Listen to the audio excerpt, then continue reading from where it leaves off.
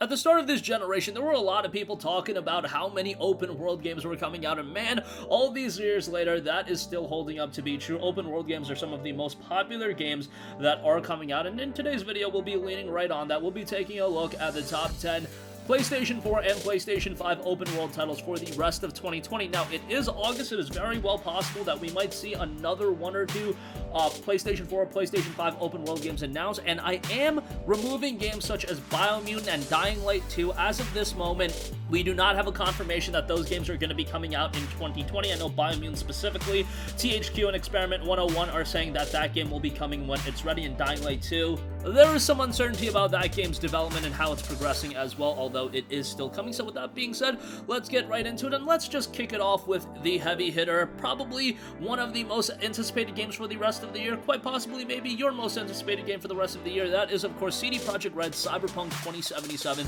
This one is coming out November 19th, let's hope, barring any more delays. It was originally supposed to come out in May, then September, and now hopefully it'll be finally dropping in November. Cyberpunk 2077 is a game that has been looked forward to for a very long time. We initially got the debut trailer for this game well before Witcher 3 even came out. We're talking like 2011, 2012. It's been that long. This game has been in the works for this long, but that's because CDPR is one studio that absolutely strives for perfection. If they think there could be a slight issue with the game, if they think they need more time, they're going to take more time, and they always make sure to provide you a game of their quality standard. Whether you go back to Witcher 2, Witcher 3, or even the very first Witcher. Yes, in 2020, that game doesn't hold up that well, but for 2007, when Witcher 1 came out, that was a remarkable RPG. Witcher 2 was a remarkable RPG, and Witcher 3 is widely considered to be one of the best single-player games of all time.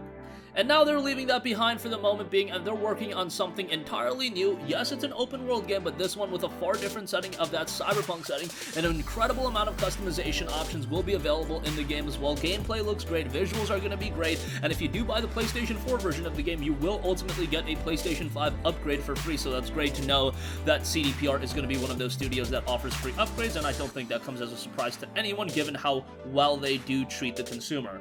Alright, next up, another heavy hitter in Spider-Man Miles Morales. That'll be coming on launch day alongside the PlayStation 5. This one is a PlayStation 5 exclusive. This is a standalone expansion to Marvel's Spider-Man. However, I expect Insomniac to still deliver a game with a lot of content. It's been compared to be the size of Uncharted The Lost Legacy. Comparatively speaking, Uncharted The Lost Legacy was around 60 to 70% of the content that Uncharted 4 was. If we're getting a game that is priced accordingly and it's, 70% of the content that Marvel's Spider-Man was, I think that's a pretty good amount of content, all things considered, and we get some development on Miles Morales. He did get some development in the DLC as well that sets up this game. This is set 1 year after the aforementioned title.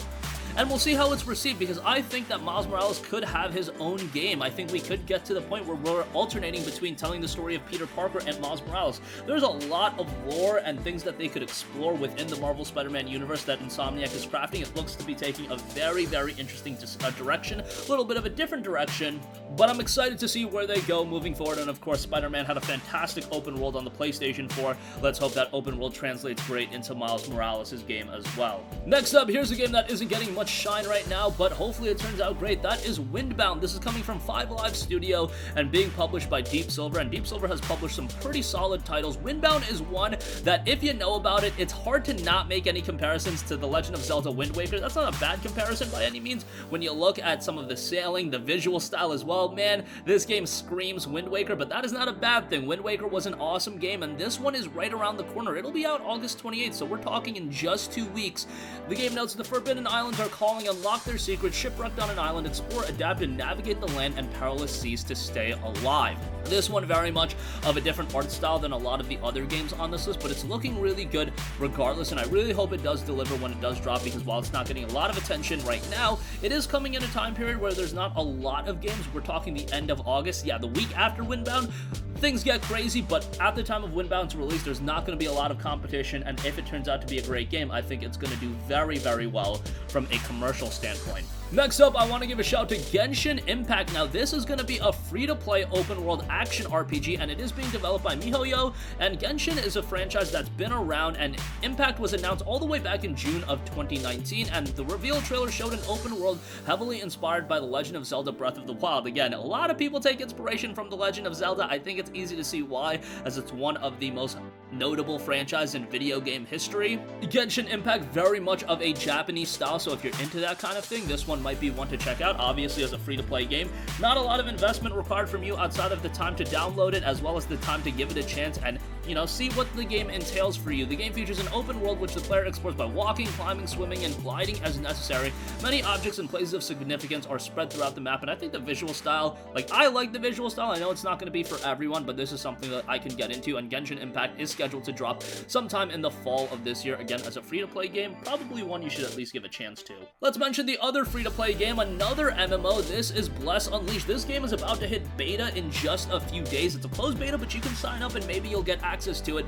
This is an open-world online game that can be enjoyed with your friends and countless others. Venture out to engage in intense combat while exploring the vast regions and treacherous dungeons. Now, this one, if you like a more, let's say, Western look, it's not necessarily, you know, the most Western look I've ever seen. There's definitely some fantasy elements, but definitely more Western than a Genshin Impact. I think this one's gonna be up your alley. This one's been out on Xbox for a little bit, but it'll finally be making the transition to PlayStation 4 as well.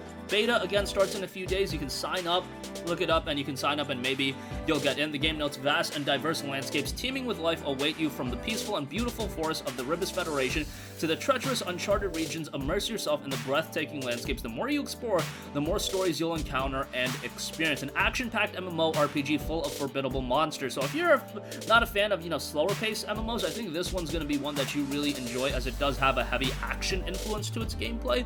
So that's something we don't see in MMORPGs a ton, but this one is definitely employing that style of gameplay. Hopefully it makes a solid transition to the PlayStation 4, and hopefully they stay committed to the game and work on making it even better than it already is. And it can be progressing into becoming a very compelling MMORPG. The MMO market is very, very competitive right now. Even in a free-to-play landscape, you're talking about games like Final Fantasy XIV having an absolutely sick free trial. So if you're going to be bringing out a free-to-play MMORPG, pack a lunch, because it's going to be a rough ride in terms of establishing an audience for yourself. But let's see if Bless Unleashed can do that later this year. Next up, here's another game that's going a little bit under the radar, JETT the Far Shore. Now, this is coming from the same people that brought you Super Brothers Swords and Sorcery, and that's a game that came out a while back, but it was such an artistic game, such a unique game. Really enjoyed my time with that. I believe it was on mobile, it was on PC, it was on PlayStation 3, PlayStation 4, I believe. Maybe it wasn't on PlayStation 4. It was on a lot of platforms, that's what I'm getting at. And JETT the Far Shore is definitely another interesting game, and it's going to be deploying on PlayStation 4 in a holiday of this year. They note JETT invites you on an interstellar trip to carve out a future of a people haunted by oblivion in this cinematic action adventure. Take the helm of a jet and explore a vast unknown, skim low over waves, roar up pristine coastlines, and carve through otherworldly woods. Adapt to an intricate open world and persevere through adversity alongside an intimate ensemble cast in the story of courage, wonder, and regret. A lot of details are already there about the game. We got some screenshots, and it definitely looks like an artistic game, much like Super Brothers Swords and Sorcery.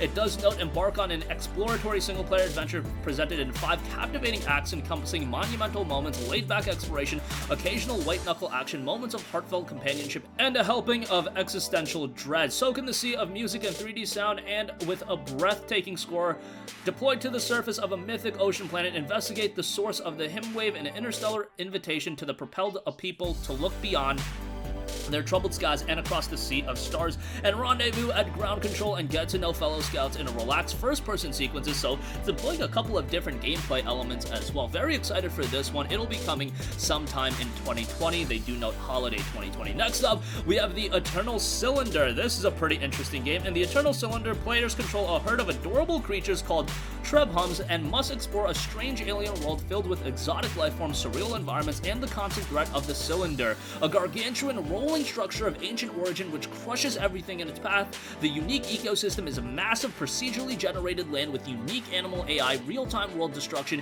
and organic exploration and puzzle designed to create emergent gameplay that ensures that no two playthroughs are ever the same. pretty interesting as an open world survival game. Definitely has some charming visuals, at least I think so. I think the creatures look pretty interesting, all things considered. But I'm excited for this one. The Eternal Cylinder will be dropping sometime in 2020, so let's hope that turns out pretty well. Next up, let's go over a pair of Ubisoft open world titles. Assassin's Creed Valhalla will be dropping November 17th. Look, if you guys know me, you know I haven't been big on the Assassin's Creed games since the revamp with Assassin's Creed Origins and Odyssey. I understand that fundamentally they are very enjoyable to a lot of people. I haven't been a gigantic fan of the gameplay shift. Valhalla obviously has a pretty interesting setting, but the gameplay hasn't really compelled me that much. But obviously it's Assassin's Creed, it's inherently going to have a lot of interest, so I'm hoping it turns out well. I'm hoping this is the Assassin's Creed game that really gets me back into Assassin's Creed, because again, from a personal standpoint, I haven't been super enamored by the recent AC titles, especially Odyssey. Was not a big fan of it, but I'm really hoping that Assassin's Creed Valhalla does turn out well. I like the setting, I like some of the elements of the gameplay I've seen thus far. Assassin's Creed was one of my longtime favorite franchises up until recently, but let's see how Valhalla turns out. It'll be dropping November 17th. Other Ubisoft open world game, of course, yeah, Watch Dogs Legion, that'll be coming October 29th, so very interesting how Ubisoft is releasing two major open world games in the span of, what, like 3 weeks? That's kind of unprecedented for a studio to do, but nevertheless, Watch Dogs Legion, and I should say publisher, because Watch Dogs Legion is being done by a different studio than AC Valhalla, you get the idea. Watch Dogs Legion, of course, has a lot of new and interesting elements to Watch Dogs with all of the playable characters and things of that nature. I really enjoyed Watch Dogs 2's gameplay. I thought Watch Dogs 2 was a great game, and much like Assassin's Creed 2, really elevated Watch Dogs' game. If you have not played Watch Dogs 2, I would recommend you to try the demo, see if you like it, and maybe it'll give you an opportunity and a want and a desire to try Watch Dogs Legion when it drops on October 29th, because I know a lot of you guys were turned off by Watch Dogs 1. I wasn't a big fan of that game either, but I thought Watch Dogs 2 was a rather good game. Again, this drops October 29th. Lastly, we have a big remaster, and one that I have been waiting for a long time. That is Kingdoms of Amalur: ReReckoning. This will be dropping September 8th. I am so excited for this game. This is a game done by 38 Studios that unfortunately just did not get the commercial reception that it deserved. It was a big undertaking to actually develop, and unfortunately, Kingdoms of Amalur was not heard for many years when it did deserve a sequel and so much more.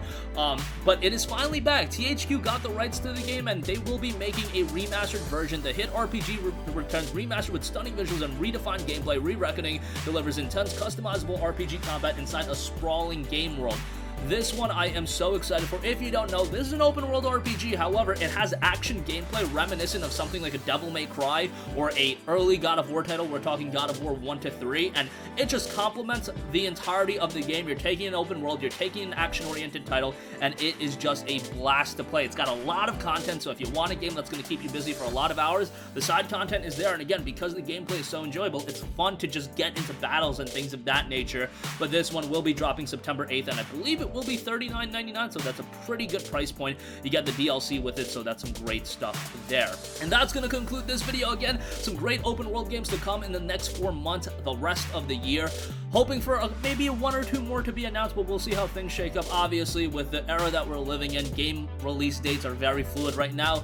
Maybe 1 or 2 of these are going to end up being delayed. I'm just hoping Cyberpunk 2077 doesn't see another delay. But that's going to conclude this video. Definitely sound off with all of your thoughts in the comment section down below. Let us know which open world games are you the most excited for the rest of this year. I imagine a lot of hype on Cyberpunk 2077, a lot of hype on KOA, ReReckoning. Eternal Cylinder looks good. I think JETT the Forgotten, the Far Shore, I should say, that looks fantastic. That'll be coming sometime in 2020, so a lot of good stuff coming. That's going to conclude this video. Sound off with all of your thoughts in the comment section down below. Thank you for watching, and goodbye. Hey guys, we hope you enjoyed the video, and if you did, make sure to hit the subscribe button, and if you're already subscribed, do us a favor and hit the bell icon. This way you'll be notified whenever we post a new video. That's the best way to keep up with all of our uploads, and we usually try to upload 2 videos a day. And with the bell icon hit, you'll be notified whenever we do upload a video. As always, thanks for watching.